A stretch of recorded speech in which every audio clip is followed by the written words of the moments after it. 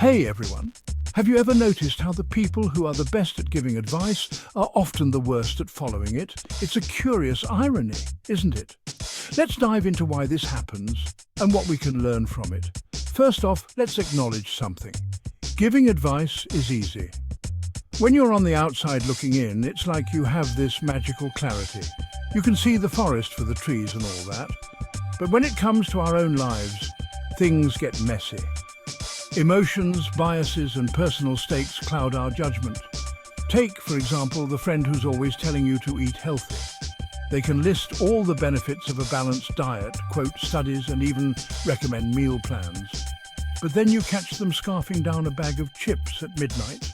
Classic. Or the colleague who's always preaching about time management.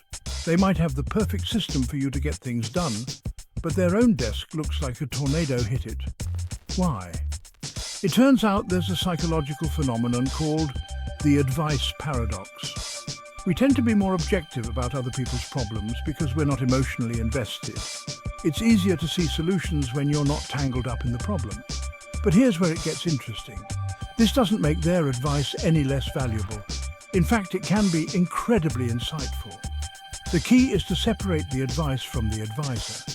Just because someone struggles to follow their own tips doesn't mean those tips aren't worth considering. So, what can we do about it?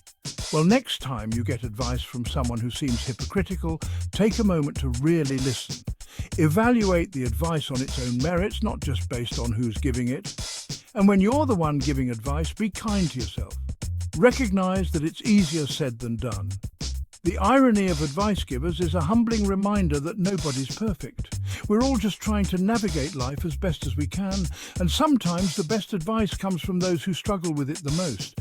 So the next time you catch yourself not following your own advice, don't beat yourself up. Instead, take it as a sign that you're just like everyone else, wonderfully flawed and always learning. Thanks for watching. If you enjoyed this, don't forget to like, subscribe, and leave a comment about the funniest piece of advice you've ever received but never followed. Until next time.